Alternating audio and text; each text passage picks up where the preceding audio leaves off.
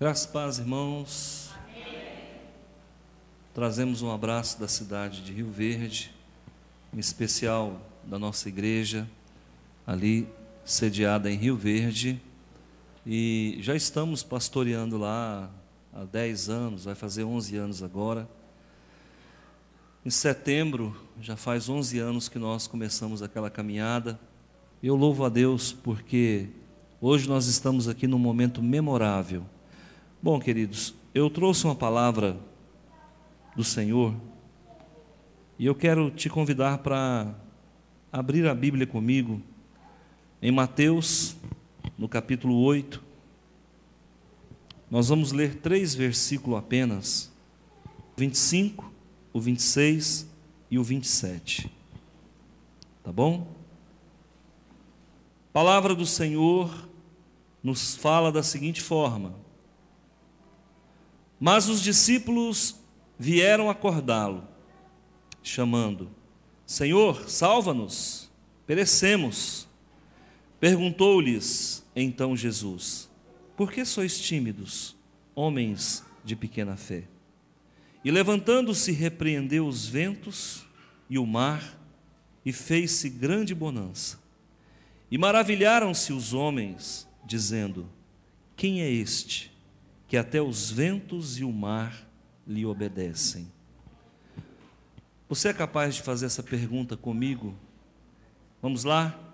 Quem é este que até os ventos e o mar lhe obedecem? Feche os olhos, deixe a sua Bíblia aberta por enquanto.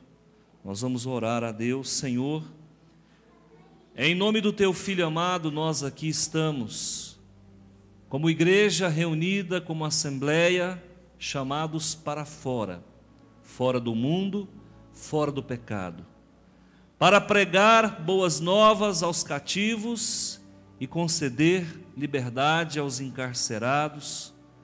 Meu Senhor, o evangelho que pregamos não é o 5º evangelho, na verdade é o evangelho de boas novas, de que Jesus Cristo morreu, ressuscitou e voltará.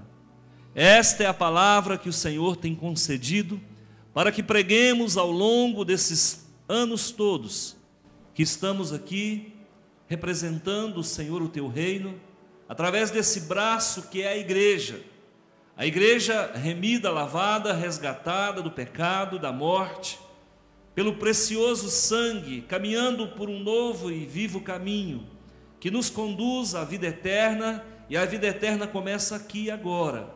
Muito obrigado, porque aqui está, Senhor meu Deus, o braço forte do Senhor, que nos tem feito carvalhos de justiça todo dia. Não há por que temer, não há por que andar de cabeça baixa. Podemos olhar nos olhos dos nossos inimigos e dizer: Jesus Cristo vive e reina e voltará para levar a sua noiva, para as santas moradas celestiais. Obrigado, Pai. Quero ser boca do Senhor aqui neste lugar, e cada palavra proferida seja em teu louvor, e cada sentença declarada seja sentença de vitória para uma igreja que tem caminhado e trilhado em novidade de vida, andado em caminhos, Senhor, que nos conduzem em santidade. Por isso, Senhor, estende o cetro de justiça, traz no Senhor o cajado da autoridade para pregarmos aquilo que é do Senhor, aquilo que emana de Ti. Por isso nós te louvamos, nós bendizemos o teu nome, e toda honra e toda glória e louvor e adoração para Jesus Cristo nosso Senhor. Amém. Deus abençoe. Queridos irmãos, eu quero falar sobre a verdadeira identidade do Messias. Eu tenho 25 anos de crente. Eu vim do Espiritismo, eu vim do Kardecismo, mas antes de passar por lá, logo depois de passar pelo kardecismo e antes de voltar para ele, eu estive durante um bom tempo frequentando os umbandismos da vida, os quimbandismos da vida, e vou dizer para vocês, queridos, aos 52 anos, eu acho que já tem alguma história para contar. Acredito que durante esses minutos que nós vamos passar aqui, possa, porventura, eu acrescentar algo na tua vida, no quesito fé, no quesito experiência de vida. Aos 52 anos de idade, nós começamos a refletir sobre algumas questões. E algumas questões que no começo da fé parecem irrelevantes, com o passar do tempo, nós vamos afunilando para um conhecimento mais profundo. E me chama a atenção a pessoa de Jesus. Eu tenho tentado entender a pessoa de Jesus e confesso para vocês que é muito difícil entendê-lo. Se você for olhar de forma superficial, você não consegue ver complexidade nessa pessoa de Cristo Jesus. Mas se você vai aprofundando um pouco mais e buscando através do Espírito Santo sondar a mente de Deus, você vai perceber que a pessoa de Jesus ela é de certa forma enigmática, ela é de certa forma difícil de entender. E uma das coisas que tem me chamado a atenção nos últimos anos da minha fé, já se fazem 25 anos que eu caminho com Jesus, algumas questões que têm me chamado muito a atenção é a questão da divindade de Jesus. Eu fico momentos, às vezes, horas, pensando nisso, e isso tem mexido com o meu intelecto, e eu quero falar sobre isso, a identidade de Jesus. Eu não sei se é do conhecimento de vocês, se já foi abordado aqui pelo pastor Rodrigo, mas a nossa fé, ela é helenizada. O que é uma fé helenizada? A nossa fé ocidental, ela é uma fé mais voltada para o grego e menos para o judaísmo. Então, quando nós chamamos Jesus de Jesus Cristo, nós estamos dizendo que Jesus é grego. Christos é uma palavra grega. Christos significa ungido. Acontece que no idioma hebraico, esse título de Cristo não é Cristo, é Messias. Por esse motivo, eu estou dizendo a verdadeira identidade do Messias. Eu quero falar do Messias, do ungido. Quero deixar o grego de lado, quero falar do Messias, do Mashiach, do ungido, de Jesus ungido. Os judeus aguardavam o Messias. O Messias havia sido profetizado por Moisés. O Messias havia sido profetizado por Malaquias. Havia sido profetizado por vários profetas. O Messias estava sendo esperado desde os tempos de Isaías. Se você for buscar na palavra do Senhor, em Isaías capítulo 7, versículo 14, você vai ver que Isaías está profetizando a vinda de Jesus, e ali ele chama Jesus de Emanuel, algo que se repete em Mateus capítulo 1. Emanuel, que significa Deus conosco. E aí você vai perceber que todo o judaísmo, todas as profecias apontavam para o nascimento desse ungido, desse Messias. Mas o Messias veio, e aqueles que o tiveram consigo não o receberam. Os judeus rejeitaram o Messias. Os judeus não entenderam quem era o Messias. E pasmem, até hoje tem muita gente que ainda não sabe quem é, ou não se atenta para conhecê-lo de forma mais profunda. E eu quero falar desse Messias aqui. Afinal, você vai aqui para Mateus capítulo 8, no versículo 27, e os discípulos estão apavorados. Aqui fala nesse texto maravilhados. Mas se você for em Mateus capítulo 4, versículo 41, fala que os discípulos estavam apavorados. Afinal, quem é esse homem que até o vento e o mar lhe obedecem? Afinal de contas, quem é esse Jesus? E aí, queridos, você vai perceber que descobrir a verdadeira identidade desse homem não é tarefa fácil. É muito fácil quando você recebe sem questionamento. Mas quando você vai buscar dentro do escopo do Evangelho, você vai perceber que não é tão simples assim descobrir quem é, mas à medida que você vai descobrindo a verdadeira identidade desse Jesus, você vai se maravilhando com ele e vai ficando meio que, sabe, no bom sentido, embriagado pelas coisas maravilhosas que ele fez. e grandiosas que Ele tem feito até nos dias de hoje. Você encontra aqui um fenômeno da natureza: o vento, o mar está revolto, o mar está bravio. Jesus está dormindo na popa do barco. E aí, quando o tempo se complica, os discípulos vão acordá-lo e vão dizer: Senhor, não se te dá que pereçamos? Faz alguma coisa. Não se te dá que morramos? Faz alguma coisa. Jesus então, porque ele passava as madrugadas orando, era natural que ele sentisse sono. Então Jesus se levanta e aí repreende naquela autoridade que só ele tinha, e ele fala: mas vocês são muito tímidos, homens de pouca fé. E aí então ele repreende o vento, ele repreende aquele fenômeno da natureza, e o mar se acalma. Os discípulos então, maravilhados, começam a olhar uns para os outros, e aí alguém abre a boca, possivelmente Pedro, né? Que Pedro sempre estava na frente.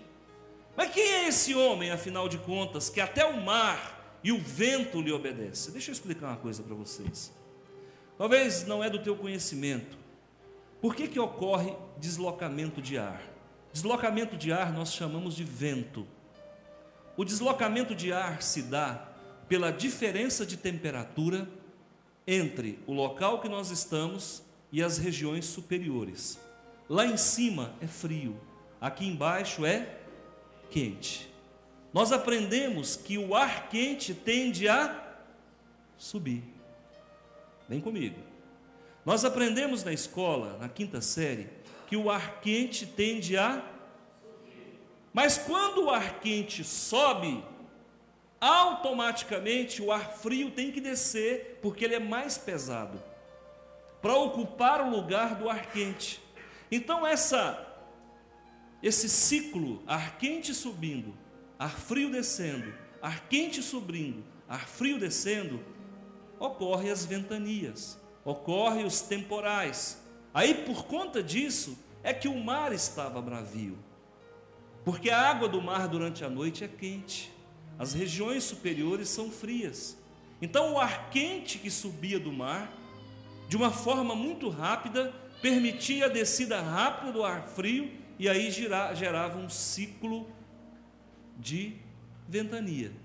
Jesus acorda e ele disse mais ou menos assim para a gente entender: ar quente para, ar frio cessa. Foi isso que ele disse. Ele bloqueou um fenômeno natural da natureza.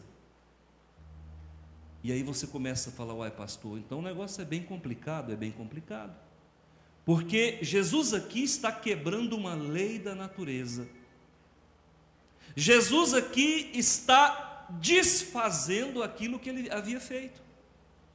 Quem criou as leis da natureza? Foi Deus. Agora Jesus vem e quebra as leis da natureza. Foi isso que ele fez? Foi isso que ele fez. Agora eu quero te dizer: quem é Jesus? Quem é esse homem? Agora quem está assustado sou eu. E agora quem quer saber quem é ele sou eu. Porque até então não tinha entendido. Ele disse: vento, aquieta-te, mar, calma, e tudo se fez. Agora eu consigo entender que Jesus quebrou uma lei da natureza. Jesus transgrediu uma lei que o próprio Yahvé, o próprio Senhor da glória, criou. Então nós temos aqui alguém tão poderoso que pode até desfazer o que Deus faz. Quem é Jesus? A quem você tem servido? Em quem você tem depositado a sua fé? Você já parou para pensar sobre isso? Pastor, eu tenho vindo à igreja, mas preste atenção. Quem é que nós estamos seguindo? Nós estamos seguindo um carpinteiro, um filho de carpinteiro. Que filho de carpinteiro? Nós estamos seguindo o filho da Maria. Que filho da Maria? Afinal de contas, nós estamos gastando os nossos dias na obra do Senhor, a serviço de quem, afinal de contas? Então vamos começar a entender quem é a pessoa que te trouxe aqui nessa noite. Por que você veio aqui? Aí eu vim aqui para ver o pastor Antônio. Tem certeza que não foi? Tenho certeza que não foi. Aliás, se depender de mim, você nem volta aqui mais, porque você vai se decepcionar com alguma coisa. Mas eu quero falar de um homem, de uma identidade, que pode mudar a nossa vida, que pode mudar a nossa história, que pode nos tirar de um lamaçal, e pode nos levar para um lugar que mana leite e mel, e nesse lugar não há dor, não há sofrimento, não há morte. Esse lugar é cheio de luz, e lá não há noite, é só dia. E nesse lugar nós estaremos abrigados à sombra do Altíssimo, e mal nenhum te acontecerá, porque você estará guardado nas mãos do Criador. Quem é que tem a chave para abrir essa porta? Ele. Aliás, ele não só tem a chave, ele é a porta. E nesse lugar que você não vai ter fome. Por quê? Porque ele é o pão da vida e você estará com ele. E nesse lugar também você não vai ter sede, porque ele é a água da vida. Nesse lugar você não precisa de mim, porque ele é o bom pastor. Ele é ele. Quem é ele? Queridos, 3 coisas precisam ficar claras no nosso coração.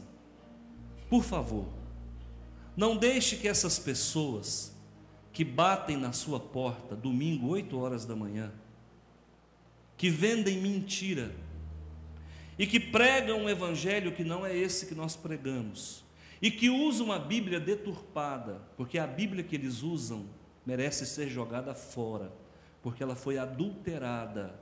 Esse povo que te acorda domingo pela manhã é o único povo na face da terra que teve a coragem de mexer na Bíblia. Ninguém teve coragem de fazer isso, só eles. A Bíblia deles merece ser jogada fora. E sabe o que acontece? Porque a Bíblia deles nega a divindade de Jesus. E esse é o maior pecado, e contra esse pecado não tem perdão. Esta é a blasfêmia contra o Espírito Santo, negar que Jesus é Deus. Se eu negar que Jesus é Deus, eu estou negando o amor de Deus para comigo, porque Deus, através do teu filho, seu filho amado, despiu-se da sua glória para morar como eu e você. O amor de Deus por nós é tão grande, mas tão grande, que ele se fez homem, e ele sentiu fome como você sente, e ele sentiu sede como você sente. Então negar a divindade de Jesus é negar o amor de Deus. Pastor, então o senhor está dizendo para mim que Jesus é Deus? Estou dizendo, e vou provar para você que Jesus é Deus. E nunca mais, nunca mais, nunca mais você vai ter uma ponta de dúvida quanto a isso. Simples, simples. Lá em Gênesis capítulo 1, versículo 1, diz o quê? No princípio, criou Deus os céus e a terra. E a terra era sem forma, havia trevas sobre a face do abismo, e o Espírito de Deus pairava sobre a face das águas. Por isso que eu falo que nós temos que fugir às vezes dessa teologia grega, helenista, e voltar um pouco para o hebraico. Quando você vai ali, no princípio criou Deus, esse Deus ali é Elohim, Bereshit bara Elohim. Esse Elohim é Deus. E o mais interessante é que esse Elohim é Deus no sentido plural. Lá em Gênesis capítulo 1, versículo 26, diz: façamos o homem à nossa imagem e segundo a nossa semelhança. Esse façamos é singular ou plural, igreja? Plural. Então há um Deus plural. Aí você fala assim: pastor, mas como é isso? Se lá em Deuteronômio capítulo 6, versículo 4, diz que só há um Deus. Lá diz assim: Shema Israel, Adonai Eloheinu, Adonai Echad. Só existe um Deus. Só existe um Deus. Mas lá em Gênesis capítulo 1, versículo 26, diz que façamos o homem. Então esse Deus, esse Deus está envolto em mais pessoas. Aí você vai para Gênesis capítulo 1, Bereshit bara Elohim, Elohim disse o quê? Deus, foi Deus quem criou os céus e a terra. E disse Deus, haja luz, e houve luz. Então, para nós resumirmos aqui, quem criou os céus e a terra? Deus. Quem tem poder para criar? Deus. Vai comigo em Colossenses capítulo 1, versículo 16. Grava isso aí, você que está com caneta, marca esse versículo. Nunca mais você vai ter dúvida quem criou a terra. Acharam? Pois nele foram criadas todas as coisas, no céu e sobre a terra, as visíveis, as invisíveis, sejam tronos, soberanias, principados, potestades, tudo foi criado por meio dele e para ele. De quem que a Bíblia está falando? Jesus. Leia o contexto depois. A Bíblia está falando que todas as coisas foram feitas por ele. Ele quem? Jesus. Colossenses 1,16 diz: todas as coisas foram feitas por Jesus. Mas lá em Gênesis capítulo 1 diz que quem criou Veetz, o céu, e Eretz, a terra, foi Elohim. Então, afinal de contas, quem criou os céus e a terra? Foi Elohim ou foi Jesus? E aí é que está o grande mistério, queridos. Jesus é o Deus encarnado. João capítulo 10, versículo 30, Jesus disse: eu e o Pai somos um. Então Jesus tem poder para criar? Tem. E a Bíblia diz que só Deus criou, só Deus tem poder para criar. Qual é então a moral? Jesus é Deus. Jesus é Deus em João capítulo 1, versículo 1. No princípio era o verbo estava com Deus e o verbo era Deus. Lá em João capítulo 1, versículo 14, o verbo se fez carne. Você vai para João capítulo 20, versículo 28, quando Tomé então se prostra diante de Jesus e disse: Rei meu e Deus meu. 1 João 5, 7, Jesus, o Espírito e Deus, os três são um. Jesus é Deus, Ele tem poder de criar.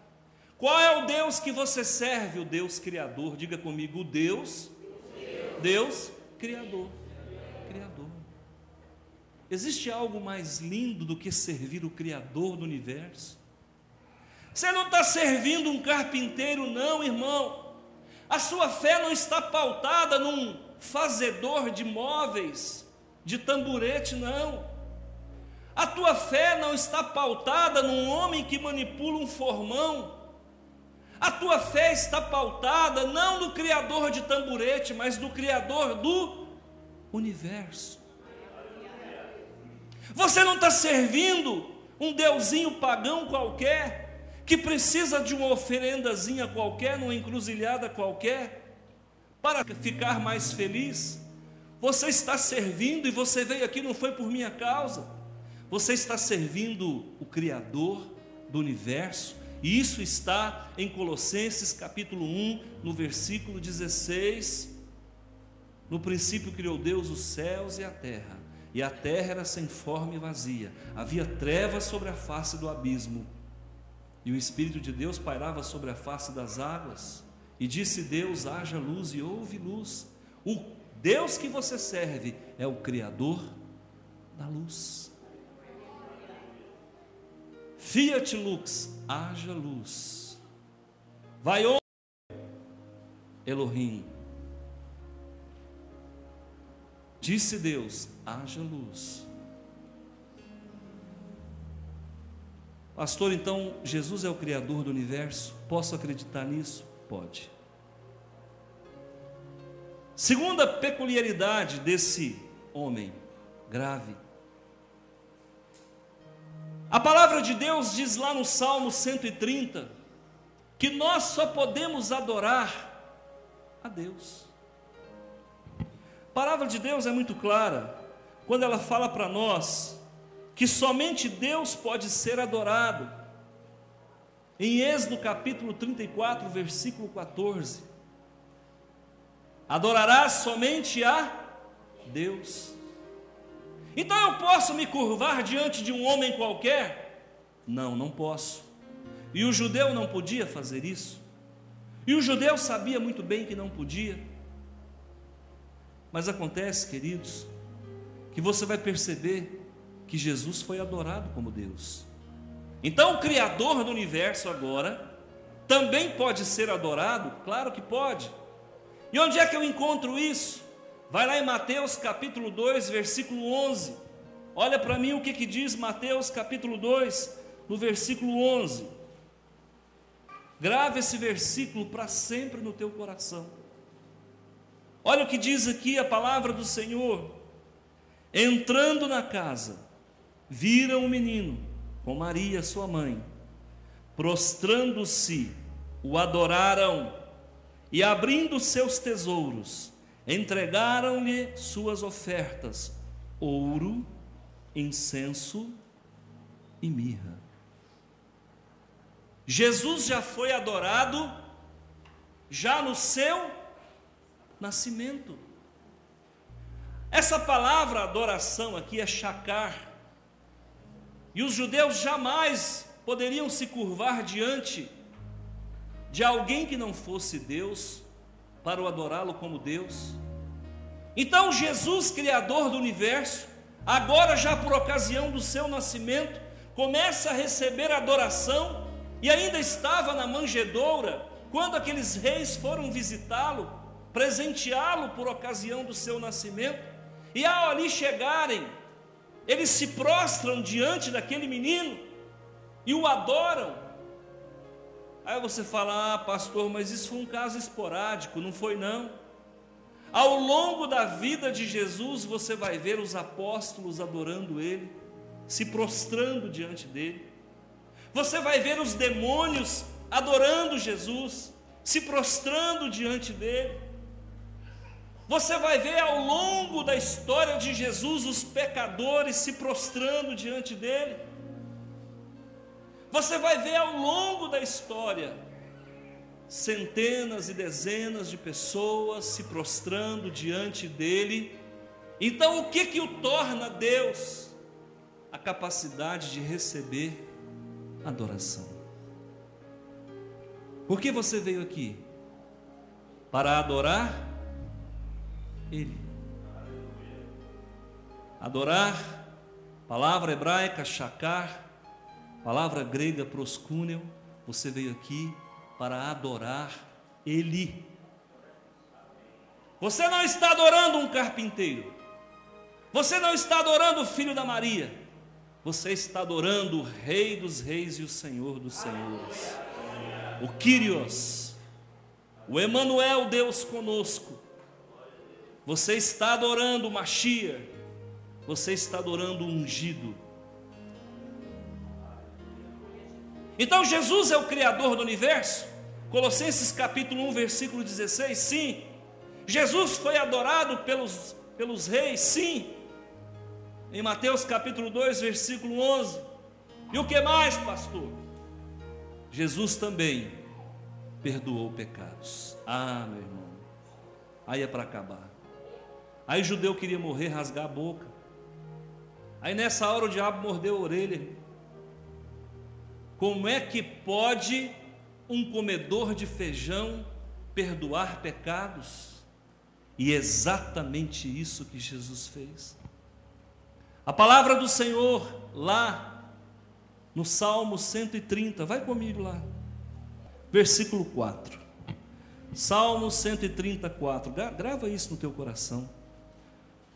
Olha o que diz aqui: contigo, porém, está o A igreja comigo. Contigo, porém, está o perdão, para que te temam. Com quem está o perdão, irmãos? Olha o versículo 8. É Ele quem redime a Israel de todas as suas iniquidades.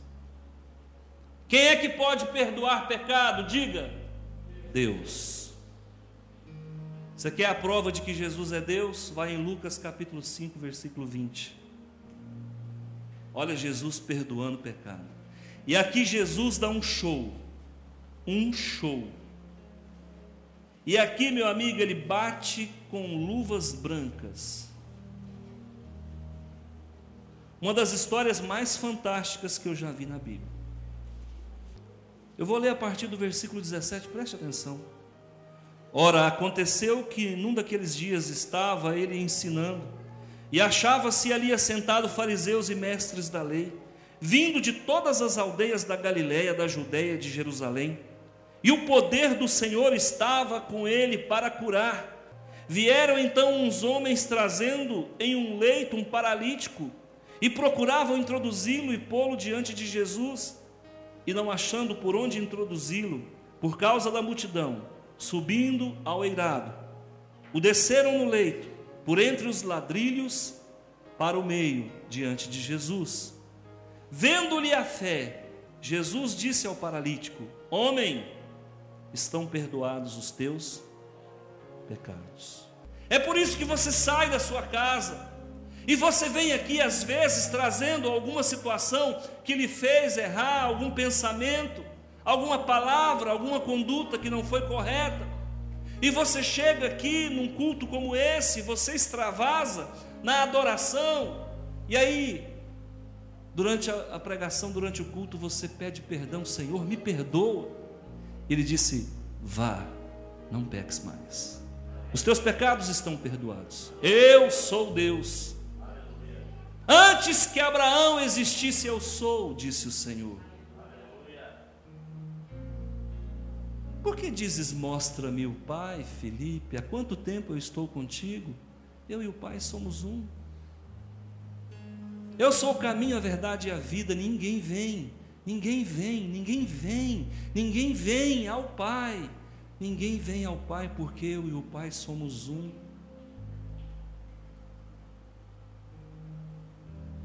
Queridos, eu não sei que nível que está a tua fé. Eu não sei se isso é relevante para você. Para mim é muito. Porque na idade que a gente vai chegando, você começa a olhar para trás e falar: meu Deus, o que eu fiz da minha vida?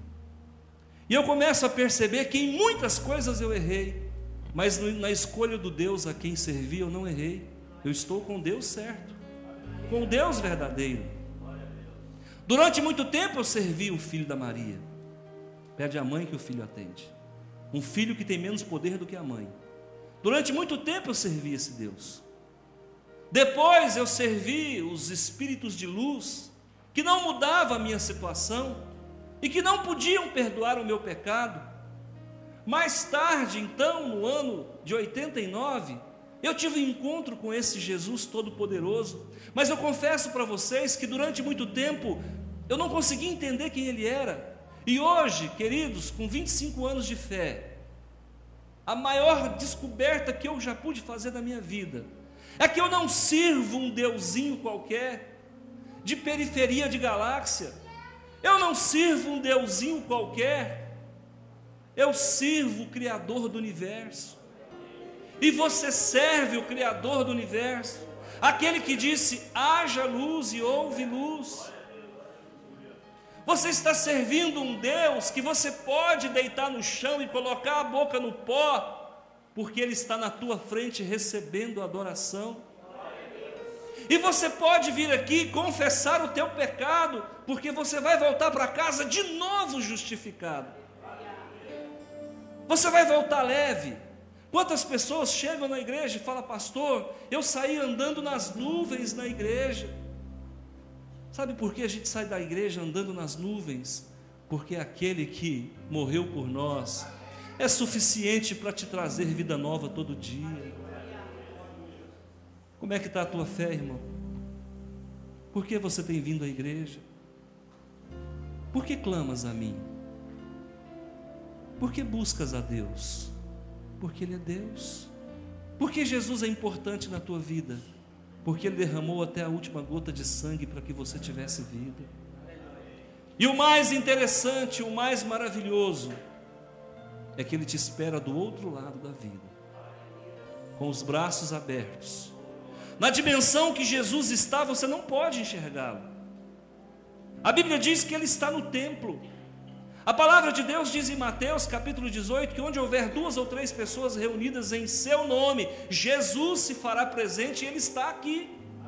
Mas aonde Ele está que eu não consigo ver? Talvez num lugar bem mais escondido do que o oxigênio, que você também não consegue ver. Então não é só Jesus que você não enxerga, você também não enxerga o oxigênio, mas Ele existe. Então você percebe que Ele está aqui. E por que você sabe que Ele está aqui? Porque há um doce Espírito que emana sobre nós. Existe uma presença. E antes de nós aqui chegarmos, o Espírito Santo já balançava suas asas, derramando a unção, trazendo o quebrantamento, convicção de pecado, sensibilidade ao pecado. Enquanto eu ouvia o louvor, me permita fazer esse comentário. Eu vi quando esse louvor nasceu, como vocês estão cantando bonito, como vocês estão cantando bonito. E eu pensando, meu Deus, que eles busquem a Deus com a mesma qualidade, que eles orem, santifiquem as vidas deles, com a mesma perfeição com a qual eles cantam. Porque, queridos irmãos, as pessoas se convertem só de ouvir louvor. Se o louvor estiver afinado e alinhado com Deus, pastor, pode encerrar o culto e ir para casa, o Espírito Santo habita no meio dos louvores. Salmo capítulo 22. Então, queridos, eu quero dizer para vocês, tudo está funcionando bem, está redondo, sabe, tudo fecha. O Espírito Santo faz o trabalho, Jesus te recebe, te perdoa. Qual é a tua preocupação? Qual é o teu problema? Qual a tua fragilidade? Qual o ponto cego da tua vida? O Criador do universo quer vasculhar você. Qual é a tua luta, a tua batalha dentro de si? Qual é o problema da tua alma? Aquele que perdoa pecado quer vasculhar o teu coração e te dar um ânimo novo, uma vida nova, transformada a cada dia. Queridos, o mais importante de tudo é que você vai sair daqui e você vai dar de cara com essa vidona dura que a gente vive todo dia, mas você vai sair daqui motivado, sabendo que o amanhã já está abençoado por Deus, e que essa semana está debaixo dos seus pés, e que você vai andar de forma altaneira, e que você não tem por que se envergonhar, e que você não tem por que temer, porque aquele que vive e reina morreu por mim e por você, para que nós tivéssemos vitória. Agindo Deus, quem impedirá? Jesus é Deus. Deixa Jesus entrar na tua vida. Eu não sei se você já recebeu Jesus como Senhor e Salvador da tua vida. Ele é o meu Kyrios, Ele é o meu Senhor, e Ele é o meu Salvador, e Ele vai se tornando Senhor na sua vida, à medida em que você vai conhecendo Ele. Quantas pessoas aqui já falaram as palavras de vida eterna? A palavra de Deus diz que nós devemos confessar Jesus como Senhor. Se com tua boca confessares e de todo o coração creres que Ele ressuscitou dentre os mortos, serás salvo. Pastor, eu já aceitei Jesus, mas eu não verbalizei. Verbaliza, fala. Jesus chegava para o paralítico e falava: o que queres que eu te faça? Parece brincadeira. Como o que queres que você me faça? Eu quero andar, então ande. Então anda. O que você precisa nessa noite? Qual a tua necessidade? Qual o teu problema? Então hoje é o dia que o Senhor fez para que você se alegrasse nele. E é o Criador do universo que vai responder a tua oração, não sou eu. E é aquele que perdoa pecado que vai ouvir a tua confissão, não sou eu. E é aquele que recebe adoração, porque Ele é Deus, que vai receber a tua adoração, não sou eu. Eu quero que você feche os olhos. eu quero orar com você.